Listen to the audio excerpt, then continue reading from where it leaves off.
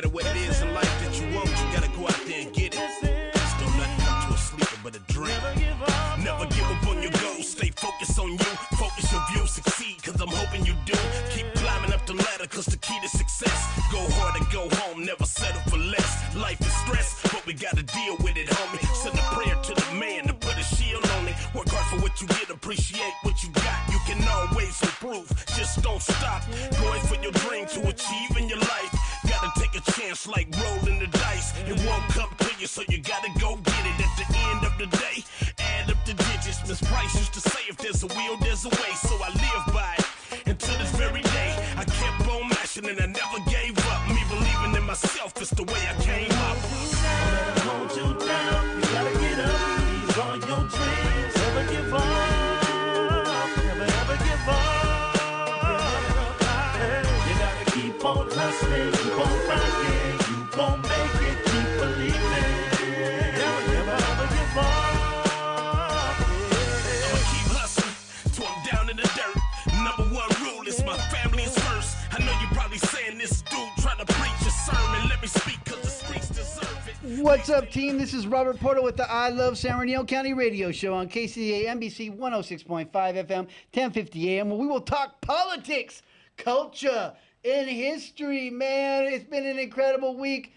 Today we got Ryan Stanley, a local historian and a good dude all around. Knows a ton of stuff about the Enterprise building or the historical Andresen building, right? And we'll talk about that in a little bit in some downtown revitalization and things like that. And hopefully I'll get a word in because my good friend Ryan here can talk just as much as me, let me tell you. So what we're going to do first is we're going to mention our sponsors, right? Because sponsors are important. Max Zaire over at Celebrities and his wife Zoe. Max just had his birthday. I heard it was a wild party. There's quite a few council members there and, school board members. They were having a good time. No names to be mentioned, but they did have a good time. I was super tired, so I got Max one of those hand squeezer things, to strengthen your arm. Because I used to do that in my car for long drives. He has a lot of drives. And if you know Max, this guy is cut to the max. No pun intended. And go visit Max at Celebrities on 40th. Have a steak special. They're $9.99. You get yourself a baked potato, some bread.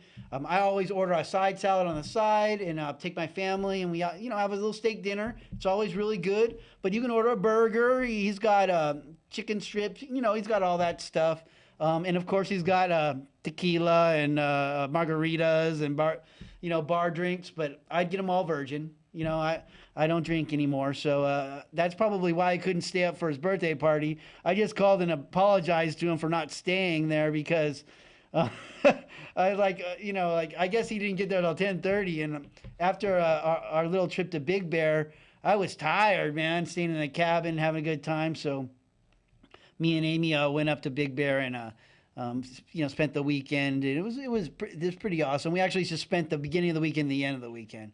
I also got to mention Geraldo Del Campo over there at Fire Moriscos and Wings on Court Street. Awesome place. We just went over there last week. They have some incredible things like the Volcanjete, and it's like this Volcanjete burning hot.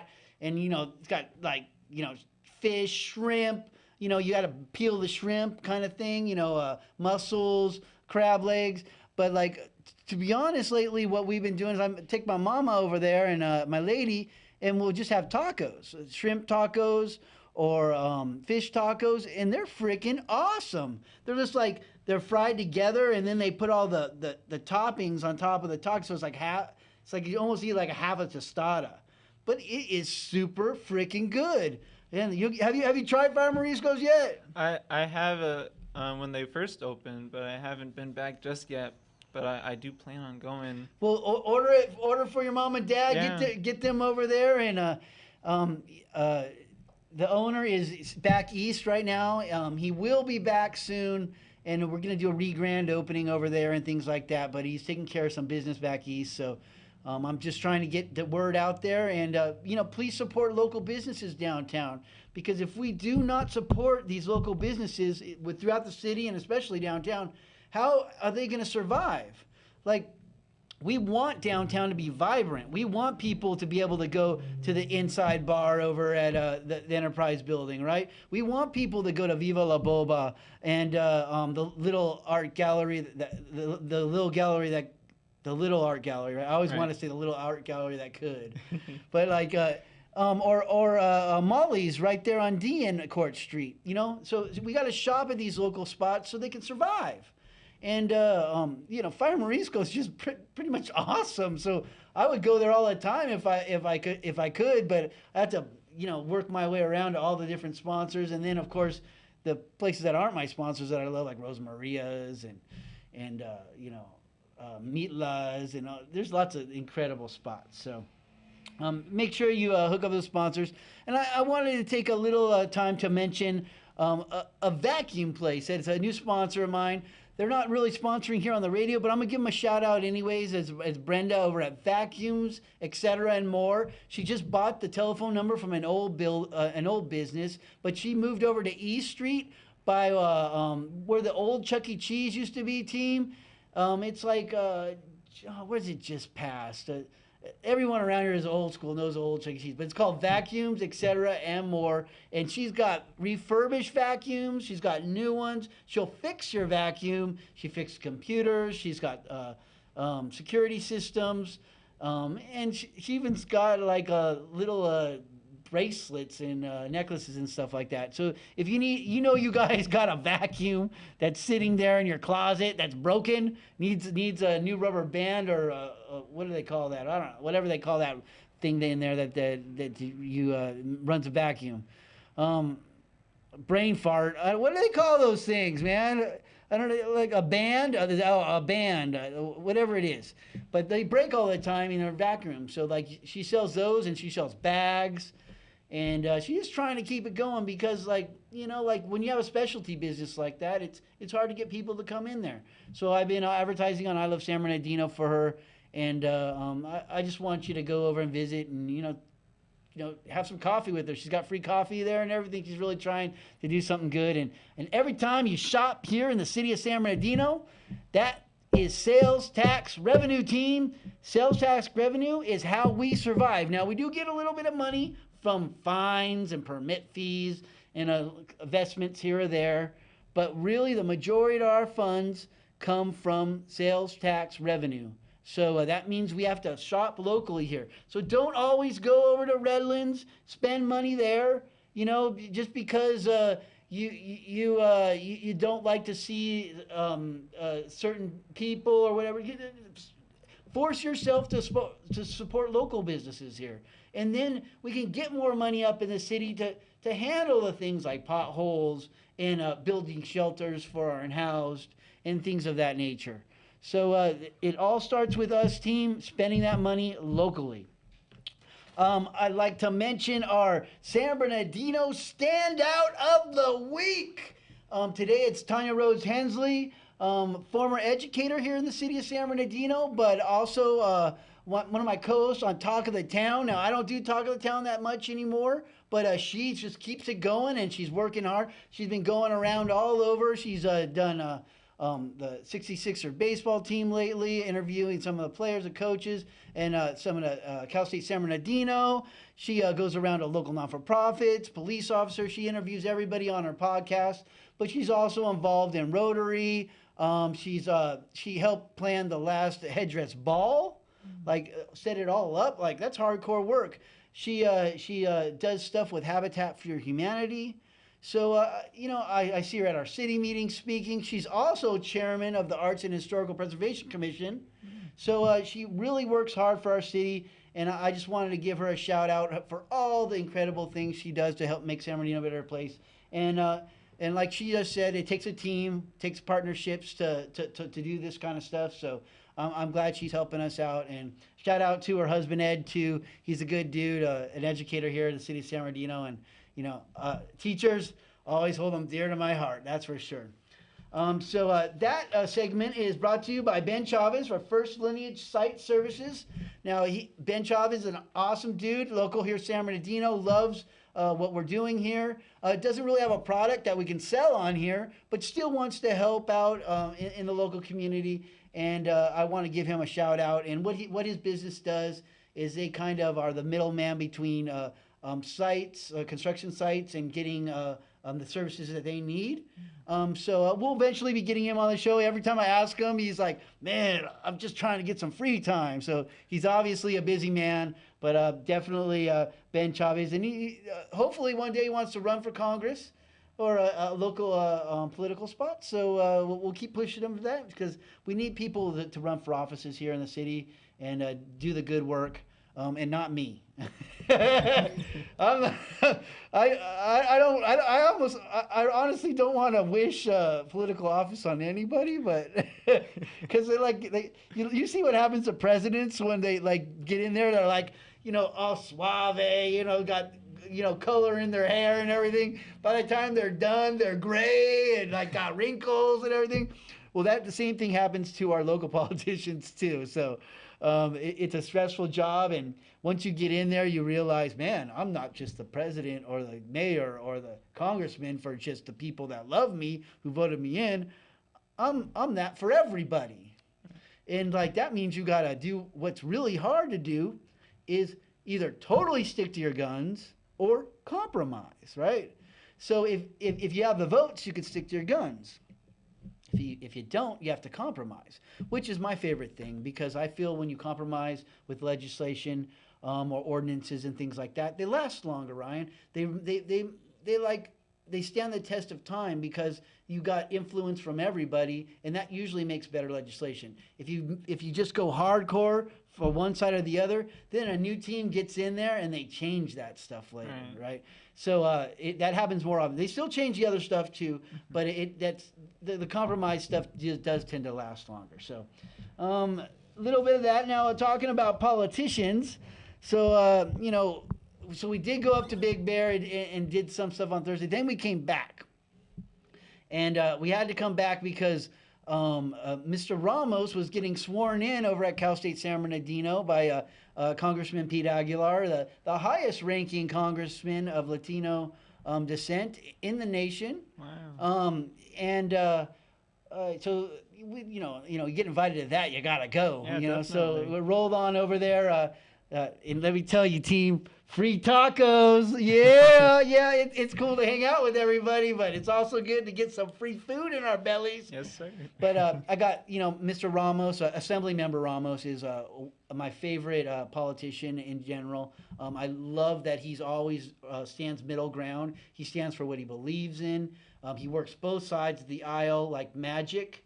And I appreciate that kind of stuff when you can reach over. Because being an independent myself and not picking a political party, I understand how hard it is to once you pick a party to reach over to the other side and say, hey, I need your help. I need to bring you in. And Mr. Ramos, he is a Democrat, but he has this ability to reach over to the Republican side. And he had Republicans speaking at his event. And praising him for that ability. So we need more people like that are in the middle ground, that can do that kind of compromise legislation, but also he's known for standing his ground when something that he feels is right, just, and he believes in it.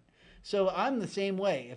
If I feel something is just, I will stick to my guns right there. Me too. But if it's something that can be compromised with, then it's important to do that as well. So that's what a good politician does, and a good lobbyist like I do. And you're not too bad of a lobbyist yourself, Ryan. I see you all around doing that, but we'll talk about that in a second. The other thing that we did was giving back to the community. Perez Family Street Food and Suavecitos and Street Life and a few other groups put together this event at La Placita Park last Saturday, and it was awesome, dude. They gave free tacos, yeah, and a hot dog with a big old jalapeno on it, and oh man, it was good food. That was free popcorn, free candy for the kids, free prayer. It wasn't a religious event, but I still had one of the local pastors do a prayer for San Bernardino, and I don't pick any religion myself. I just try to belong to all of them. I think spirituality is a great part of San Bernardino, and if you're atheist, that's all good too. I mean, you're still believing in something, right? So I'm like, as long as that's a good thing for San Bernardino, roll with it. Definitely. And it was an awesome event. All these low riders out there. So Ositos was there. So like, Chris and Phil Flores and all the whole team out there. It was great to see everybody. I saw Paul Rosso, former host here on KCAA. And, I just felt like, man, this is San Bernardino life right here. Especially with all the old cars. My dad built a 56 Chevy Bolero in my garage, right? So like I have this affinity for old cars. And also that park has a lot of history to it right there. Mayor Judith Fayez has a plaque in there dedicated to her parents. There's also an angel there, team, that a statue that has her hands holding up and wings, and it's dedicated to our armed forces, all the 4 branches. But unfortunately, the hands are broken off the angel, and the wing is broken. So it's been brought up before. I've brought it up several times in our Arts and Historical Preservation Commission meetings. We're trying to get that statue fixed. Unfortunately, it costs $26,000, right? So that's a lot of money just to fix one thing. And like we're trying to get $25,000 a year allocated just to fix the monuments in our city, which goes up, gets used up really quick, team, because a lot of the brass plates have been pried off and sold for scrap metal across the city. So we're trying to replace that history with granite ones. So that's not cheap, but it's also not cheap to redo those angels and stuff. Yeah. So we might have to get a new one. We're looking at it. It might take a little bit of time, team, but we're definitely looking into it, and it's on the list. So we haven't forgot about the West Side and the Armed Forces Angel over there, but I did a little video on it today. And kind of like let people see how it's broken and stuff like that. And in our next Arts and Historical Preservation Commission, I'll bring it up again. One more thing about monuments and things like that. If you do see a monument that does need help, you can always contact me. You can always send it in. You can call the city and send it in, or use the GoSB app and turn it in, right? So just like you would turn in graffiti or a pothole, you call the city, the main number. I don't have it on me right here. I should. But you call the main number and Google it. Google the city of San Bernardino. It will come right up. They'll put you through to where you need to go. You can turn in a pothole. You can turn in graffiti. You can turn in trash in certain areas, or broken street lights or whatever. But you can also turn in monuments and let them know that stuff too. Or you can contact me or Tanya Rhodes Hensley. Hit her up and let us know about these monuments that need to be fixed, and we can add them to the list so at least we know that they need to be fixed. I went over with my lady to Mount View Cemetery this weekend to visit some of her relatives. May they rest in peace. And there's this a stone sign at the front of right by the old building where the bell tower is, right on the corner of Highland and Waterman, right there. Mm-hmm. It's a really old building. It's just like their old office, I think, where you would go in to do all the stuff that you need to do to get a plot and all that stuff. But and it's burned down before, but it's a cool piece of history. But right in front of it says Mount View Cemetery or Mount View Memorial and Crematorium, whatever it says right there. And a few years ago, a car accident hit the corner of it and chipped it off. So it looks like poo-poo. Can you say poo-poo on the radio? All right. So it looks like poo-poo, team. And I want, I'm president of their neighborhood association, the Valencia Neighborhood Association, which encompasses that area. And I want our area to shine. Yeah. I don't want you to come to see your long deceased relatives, and the first thing you see is a broken sign. How do you think Randy Rhodes in there feels about that? A broken sign right there. So I did mention to the workers in there. I got the manager's phone number. I'm going to call her too. I made a big deal about it online. So I'm sure she's probably going to get, it kind of went viral there. So she's probably going to get some, or I'm not sure, is going to get some hits on that. But I just want to fix it, because whatever it is that needs to be done needs to be done. And if a car accident, unless they didn't have insurance, but I'm sure the cemetery has insurance, so that needs to be fixed. I know it ain't cheap. I know it's probably super expensive, but unfortunately, those things kind of happen, and they need to be fixed. So that I'm working on that team, and why I kind of mention that is because these are the kinds of things that you can do in your community, in your little area, in your neighborhood to help make things better. Well, what do you mean? Well, say that you notice that a parking lot is super trashy, and you're shopping there, and you're like, this looks like poo-poo. We can say poo-poo, right? Right. So this looks like poo-poo, right? So then you go to the manager, ask the manager or the owner, ask for the owner's phone number. Say, hey, call them up or talk to them right there. Your parking lot looks like poo-poo, right? They may not like poo-poo as much as me, but but it makes a point. It lets them know, hey, you can't just get away with leaving this trashy. I almost said the S word. You ready over there? So you can do that kind of stuff. Now, say their sign's broken, right? Their sign's broken. Well, that's code enforcement team. Take a picture of that. Send it on in, right? I could do that with Mount View Cemetery. I haven't done it yet. But that's a code enforcement issue, right? So there's things that you can do for your own neighborhood to make it look better and work harder to make the area just to shine a little bit more. You may not have the best buildings and the most expensive businesses in your area, but you can still help them shine. And sometimes they need to be pushed a little. Maybe they're discouraged because there's been encampments in their area and people throwing trash everywhere and they just can't keep up. Well, sometimes they need a little push because you got to keep up, team. Mm-hmm. Whenever I worked at a business, guess what? I was out there picking up trash every single day. But sometimes you go to Dollar Tree or Walgreens and you'll look around and the gardeners are blowing the trash out into the street. I'm like, you can't let your gardeners do that. Right. That's responsibility of the owner, of the manager. Needs to call their landscaping company and say, hey, you want to continue to do this? You want to make sure and you clean up that trash before you blow it into the street. Right? Exactly.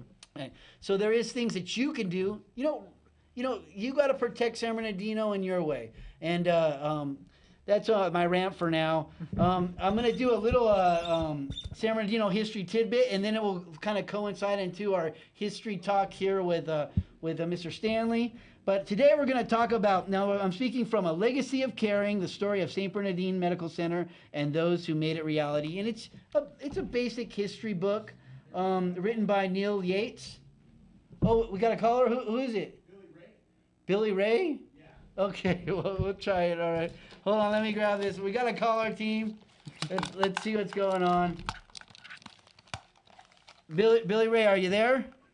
Yes, I'm here. How may I help you? Well, I just get off work and, I'm normally entertained by the podcast. So I just get off work and just call in. I really don't know what the topic is. I just love supporting and love hearing the topics that y'all, do. Well, I appreciate that, Mr. Yates. Today we're interviewing Ryan Stanley from the Enterprise Building, talking a little history. Okay. I'm kind of shooting it out there, how to help the local city and how you can clean up your own neighborhoods by, calling the city when there's things that need to be some attention put to it. But what do you do here locally? Well, I'm a local. I'm definitely a native. I'm homegrown, right? Yeah. Right down.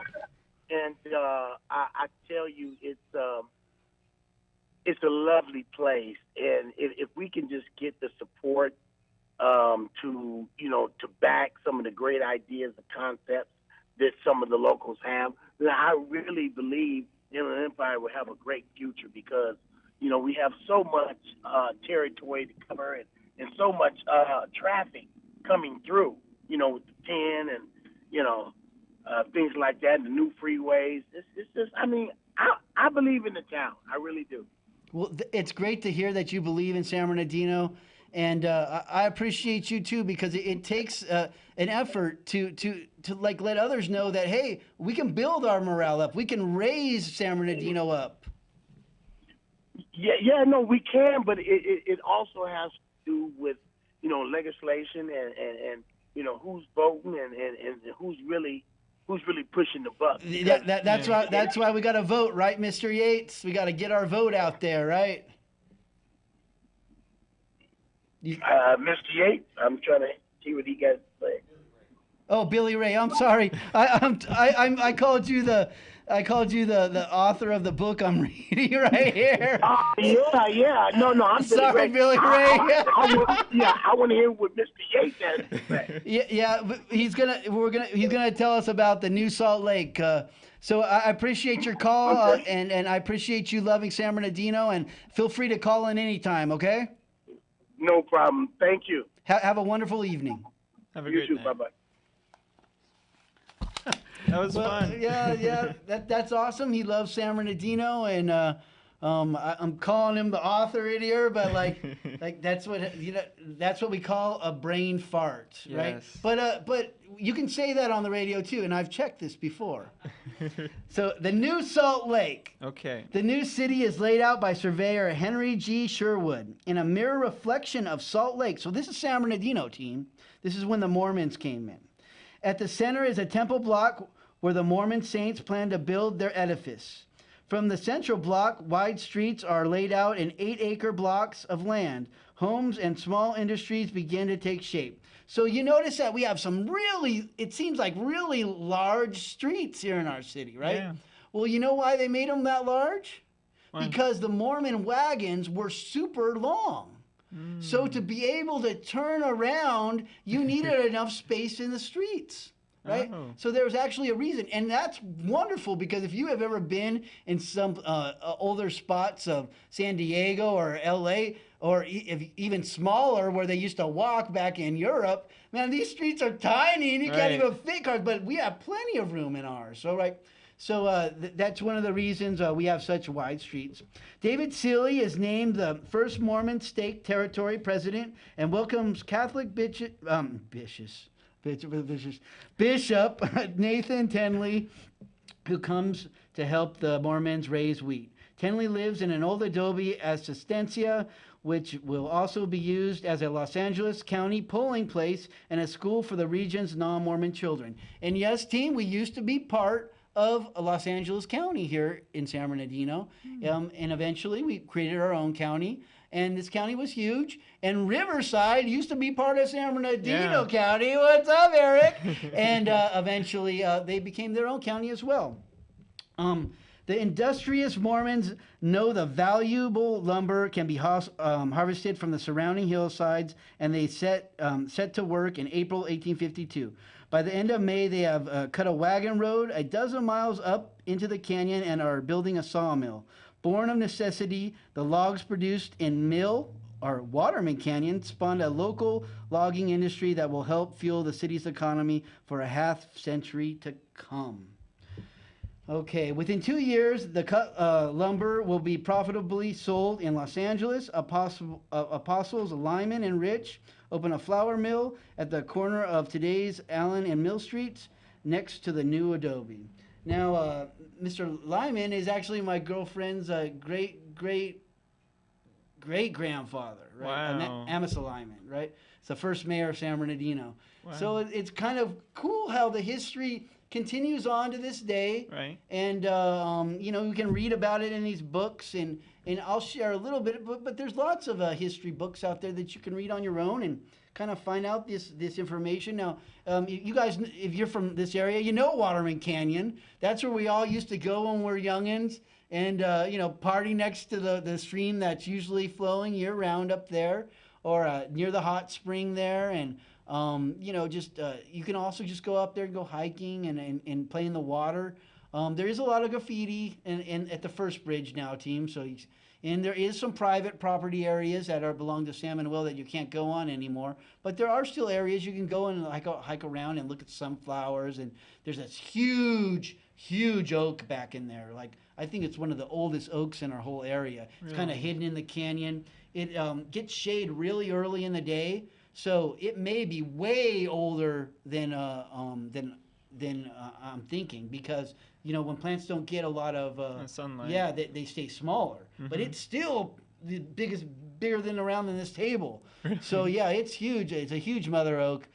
So we got some real good history in there, and unfortunately, a lot of the lumber in there was stripped away, and they pulled I guess the Mormons pulled out a 90-foot flagpole that was pulled out of from a tree there and taken to LA and used as a flagpole. So if there was some 90-foot trees in there, there were some huge trees back in the day. A lot of the trees have grown back. There's a lot of willow and aspen back there, some cottonwoods, a few modern trees like eucalyptus and stuff as well. There's a lot of Native American gardens left over in there.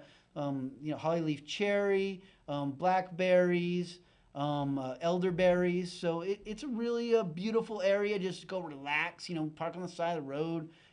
Take your kids a little bit, explore in there. Watch for snakes later on. But there's not as many as there used to be, but there still is kind of that stuff. But right now there isn't any. They're all sleeping right now. They're hibernating.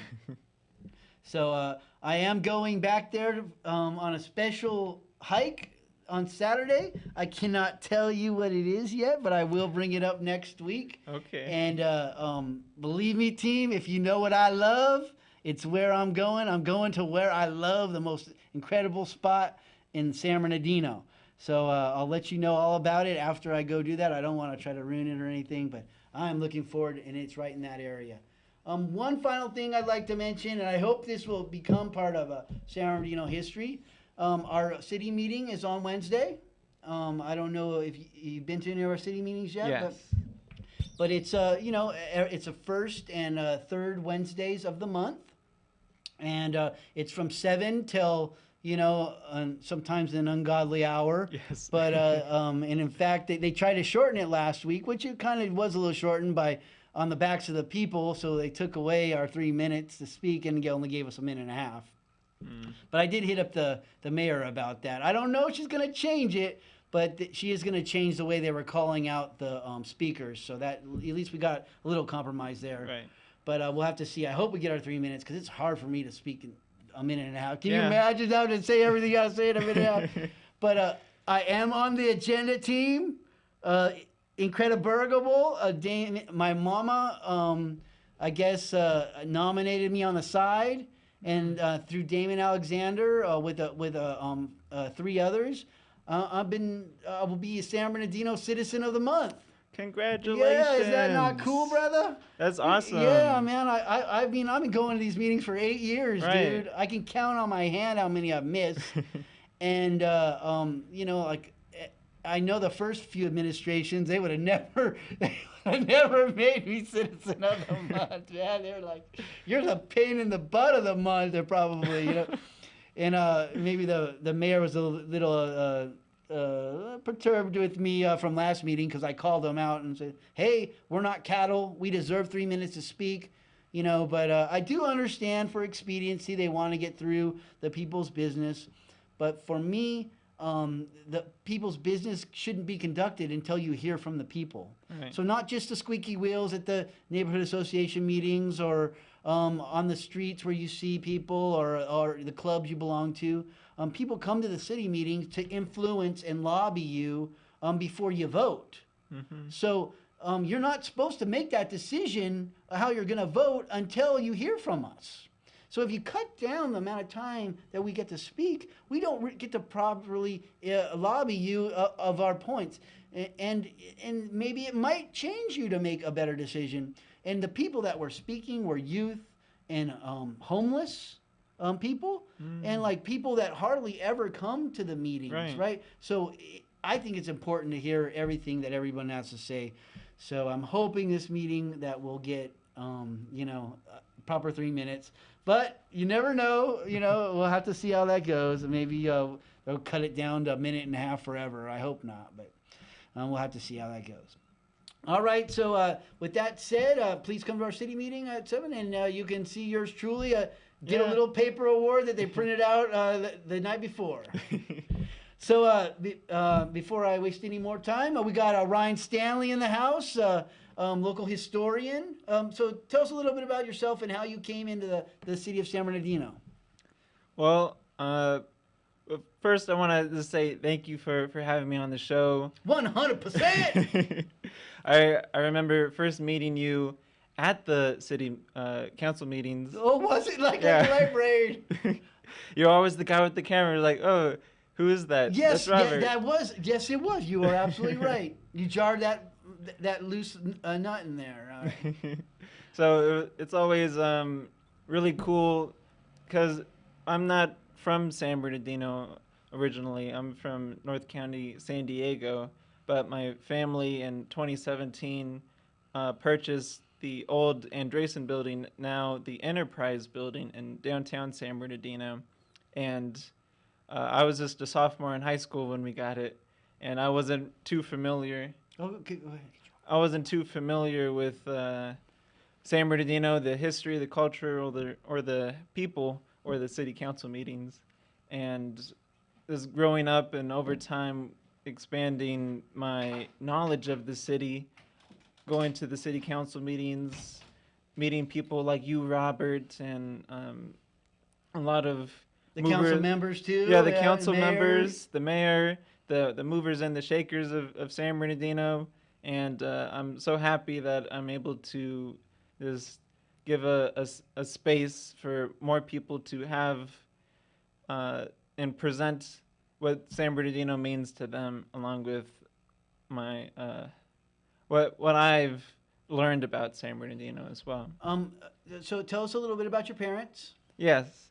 So my parents, Alan and Alicia Stanley, are the owners of the building, the Enterprise building. And cool cats. Yes, very cool. And they're hardest working people I know, honestly. And they're there almost every day, and early in the morning, late at night, making sure that the building runs smoothly and giving people opportunities to start their business there. That's very admirable. And also helping revitalize downtown in San Bernardino in general. Yes. Are you allowed to say how much does a building like that cost? And to fix it up and stuff. I'm not sure of that specific but amount. It's a lot of money, right? It is a lot of money. Yeah. When we got it in 2017, and again, we're not like big real estate developers. We're not oil rich or anything. Mm-hmm. We're just a local business in North County where we do logistics software. And my dad was looking for a place to expand and display his tile collection. And we came across the old Andresen building. And in 2017, it was very roughish condition. Yeah, that's what I'm saying. I want to thank them, your parents, and your hard work for turning that into a gem again. I mean, it's beautiful over there now. You. Like the staircase, all the old architecture inside the building, like the pillars. I mean, it's just beautiful, and it's really awesome. Now, tell us the age. How old is the Andresen building? So, or the history of that. Yeah. Okay. So, going back to the start of the Inland Empire, there was, and going off of what you shared with the Mormon street grid and the Mormons being and establishing San Bernardino, when the Mormons left San Bernardino and went to Utah, the city actually couldn't afford to maintain city status, so it downgraded to a town. And it was a town for a couple decades until 30-something. Yeah, it was rechartered in 1854. No, that's when the city was established. Yeah, so the county, the territory was 1810. Okay. And then the city was the 1850s, And then when the Mormons left, I think the late 50s, it was just a town until the 1880s. Okay. And in between that, 1871, a young entrepreneur who was a German immigrant and traveled the world, had a market in San Francisco, and then moved to Arizona and had a brewery, John Andresen. He was a beer drinker, huh? Or a beer maker. Beer maker. Yeah. And That's always better to make what you drink, right? right. And being an entrepreneur, you wanted to move on to the next thing and start something, a legacy project, this being in his 30s. And on his way back to San Francisco, he stopped in San Bernardino, remarked on how beautiful it is and the scenery itself, but also had this feeling. And looking at the street grid of San Bernardino in the 1870s, the main portion of town was where the courthouse is today. Okay. Along Arrowhead and D Street, that area was where the main portion of the city was, or the town. And John Andresen came, had this feeling, and believed wholeheartedly that San Bernardino would be the financial gateway to Southern California. And at this time, there were only really two major areas in the state. There was San Diego and San Francisco. LA wasn't even cool. It was just the new place where population was coming. But there was never a really defined destination of commerce. And for one person just to say to this little town, you're going to be the financial gateway to Southern California, everybody laughed at him. No one really cared to believe such outside thoughts, especially from somebody unfamiliar with San Bernardino. But he said, all right.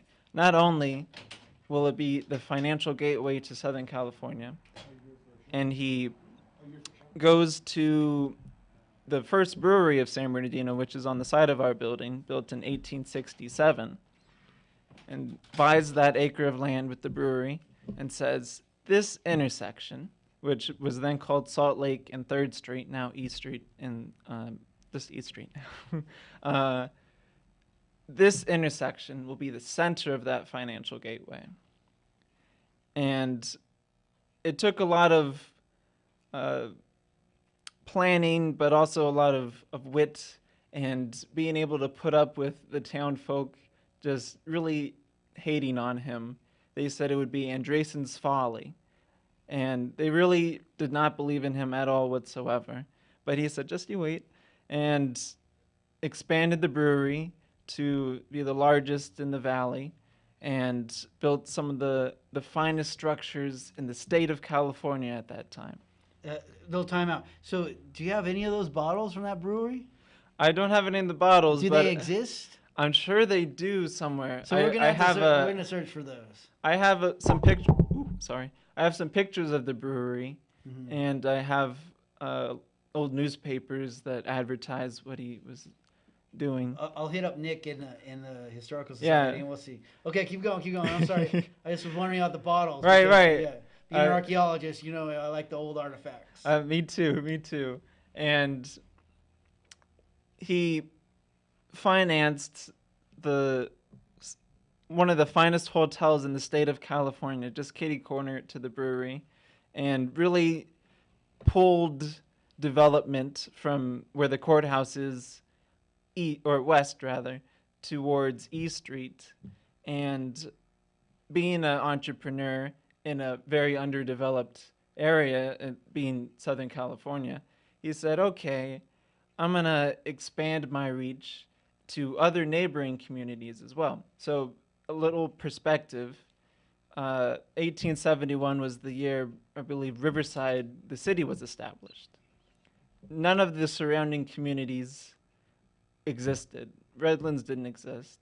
Colton didn't exist. Grand Terrace didn't exist. This, et cetera, not in 1871.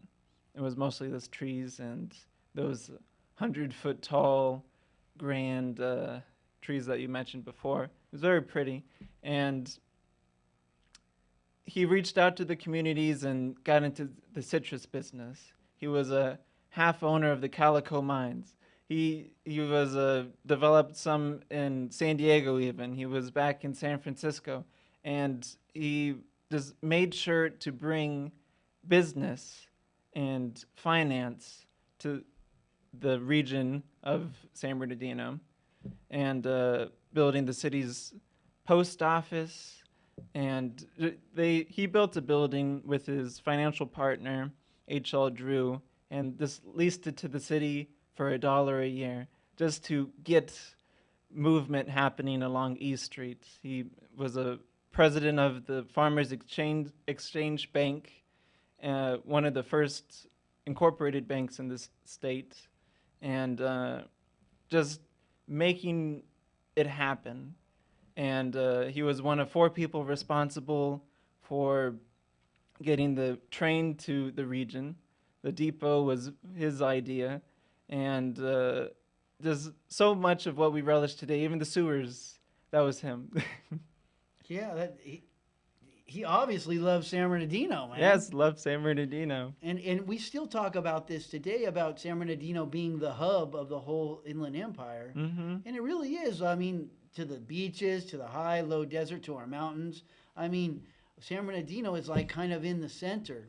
So now, is your family the next new Andreses? Do you see that downtown redevelopment shining?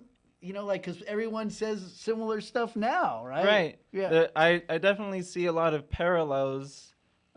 Being with John Andreessen's sons took over the business and built our building in 1927, but still, almost 100 years later, here's another new family to San Bernardino, realizing not just potential, but what already exists. That's very important to me. The word potential isn't always meant. Yes, yes. If something already exists, it's not potential. And realizing and just accepting which things make the most sense and will make the most impact, such as turning an old building with all very 80s architecture, or not architecture, but just decor, and renovating it, but also restoring it to be to its former glory, and making it the new business hub for San Bernardino, where people can start their business, grow their business, expand all within the building, because that's the site of where it started. So today, it's very important to my family that we're giving opportunities to people to become stakeholders downtown. As you mentioned earlier, where so much of the people in San Bernardino, so many rather, they go outside of the city to invest in a way, spending money at other local businesses, and it's important to acknowledge that San Bernardino, the city, is one of the largest cities in the Inland Empire, and has all the exact same amenities, but you just have to search a little harder. Mm-hmm. And with downtown being how it was in 2017, the city was in bankruptcy. Most of the buildings were abandoned. The mall was on its last leg. I probably saw you there. I remember when your dad came in and talked at City Hall about how he was going to refurbish it all. Mm-hmm. And like, no joke, people are like, yeah, right, but look, he did it, man. He showed that hope can actually turn into good things, and that's awesome. And so, like, how do you feel about the former Carousel Mall? How do you the project? Yeah. Being a historian, I've been through over 4,000 newspapers going all the way back to the 1860s. And in the grand timeline, the mall I see it as a very distinct turning point, redevelopment in the 70s and 80s, where the city wanted to be like everybody else. And across America, they demolished a lot of historic buildings, especially in San Bernardino, where I have pictures. 2/3 of downtown were dirt, or was dirt, all about the same time. They demolished all the old buildings, not all of them, and they even considered demolishing our building to expand the mall. And I'm glad they did it. I know I met the lady who saved our building from being demolished. She's the great granddaughter of the Paris family, you know, the city of Paris, and she was on the historic preservation committee then, and she made sure they didn't vote to That's demolish awesome. it. So so you believe that the mall's time has come and it should go and we need to do new? If you look at the branding of San Bernardino currently, downtown specifically, the mall is the main focus. Everybody points at the mall and says that's downtown. And for all the people, including, you know, Fire Morisco's and Viva La Boba, our business, that's a portion of downtown, sure, the mall, but hasn't been an active part of the community. So it should be demolished probably within a year or so, and they're going to be putting a fence around it soon. I have no problem making the Enterprise building the center, downtown. But I do hope they redevelop that and make it something so it can help bring in more people for you as well, and then you can raise your rent a little bit, make a little extra cash. We're happy that